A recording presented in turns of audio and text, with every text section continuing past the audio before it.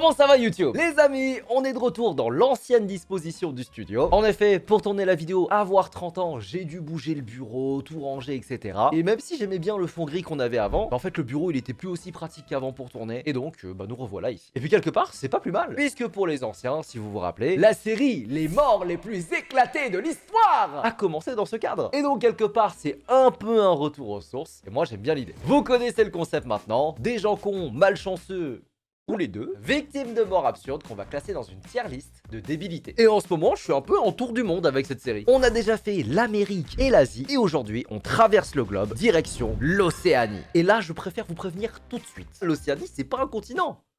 C'est un traquenard. Parce qu'entre les animaux qui veulent à mort, des conditions météo lunaires ou encore des rencontres qui auraient jamais dû se produire, cet épisode, il est chargé. Donc installez-vous confortablement dans vos sièges. Moins de blabla, plus de morts, c'est parti.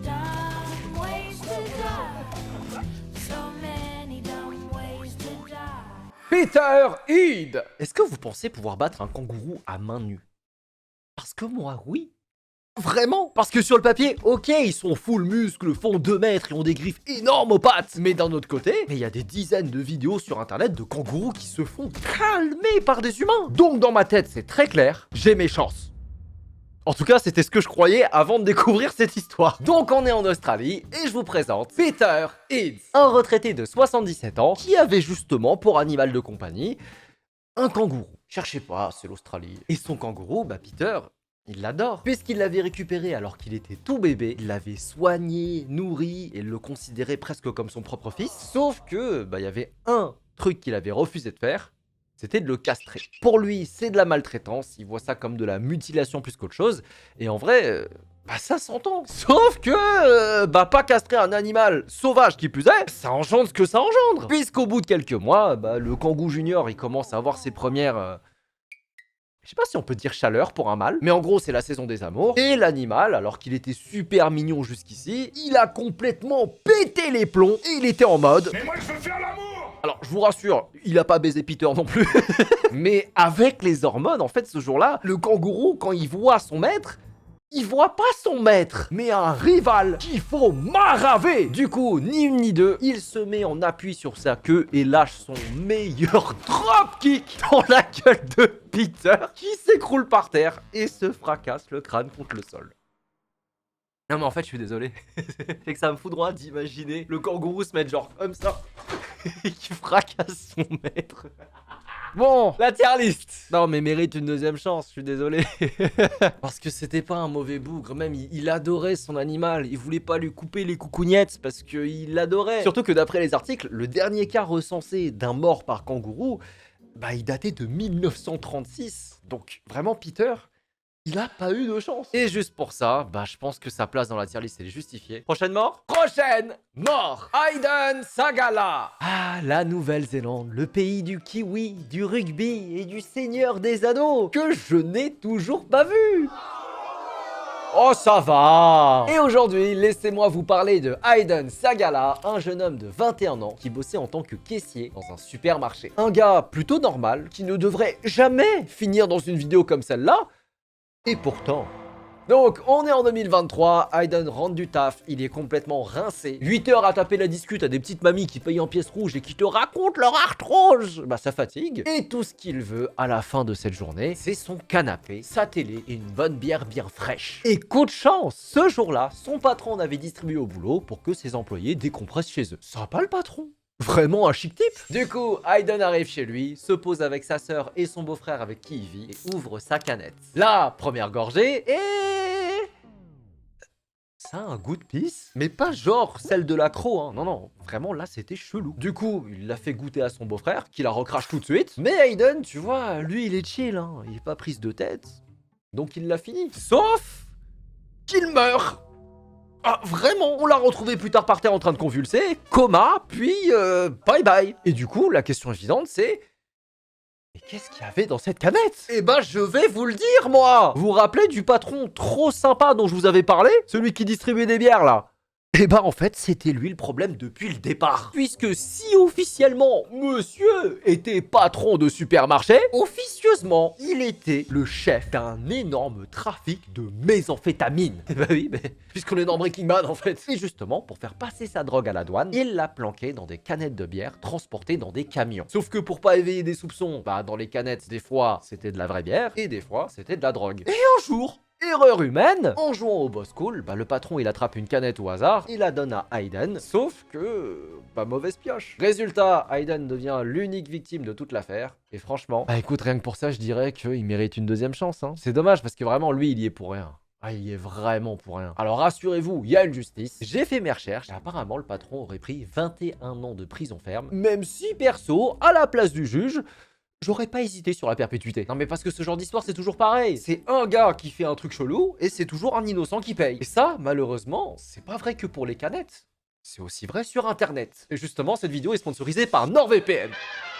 Pour ceux qui connaissent pas, concrètement, NordVPN vous permet de chiffrer votre activité en ligne. Ça veut dire que votre adresse IP est masquée et que vos données de navigation sont chiffrées. Ce qui fait que tout ce que vous faites sur internet, bah ça reste entre vous et votre écran. En un clic, vous pouvez aussi changer votre emplacement virtuel. Et si vous vous connectez à un serveur japonais par exemple, vous pouvez accéder à des contenus disponibles uniquement là-bas et pas encore en France, sur des plateformes de streaming comme Netflix, Disney+, ou Prime Video. Et pas forcément que des animés, hein. Il y a Harry Potter, Inception, Le Seigneur des Anneaux. Ce sera peut-être d'ailleurs l'occasion pour moi de le regarder.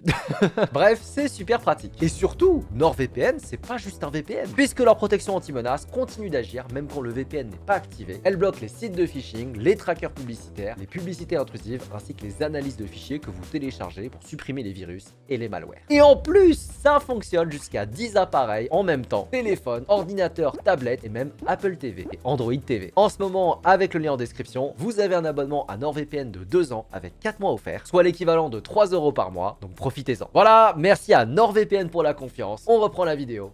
Prochaine mort. Quentin. Alors celle-là les gars, elle est courte, mais elle est brutale. Déjà, Quentin, c'est pas son vrai nom. Mais comme dans aucun article il le mentionne, bah j'en ai inventé un. Donc désolé si jamais tu t'appelles Quentin, mais... allez s'appeler autrement. Qu'est-ce que je te dis. Pour cette histoire, on part sur l'île de Malakula, dans l'archipel du Vanuatu, et soyons honnêtes, l'île est incroyable. Palmiers, eau turquoise, soleil, bref, la carte postale parfaite. Sauf que dans ce genre d'île tropicale, bah faut aussi savoir que la météo peut virer de l'ambiance vacances à fin du monde, comme ça. Et c'était justement le cas en 2001, lorsque le cyclone de Sose s'abat sur l'archipel. 15 jours de tempête. C'est bon, la normale, les gens sont barricadés chez eux, ça prie très fort, et surtout, bah, personne ne sort. Logique. Sauf notre héros Quentin, qui pour une raison que j'ignore, était dehors. Sauf que très vite, le bouc il se rend compte qu'il a eu une idée de merde, hein, et donc il cherche un abri naturellement. Heureusement pour lui, il en trouve un, et alors qu'il ouvre la porte pour pouvoir rentrer, une noix de coco, propulsée à 160 km/h, lui arrive directement à l'arrière du crâne. Et il est mort comme ça. Ah putain, la mort de merde.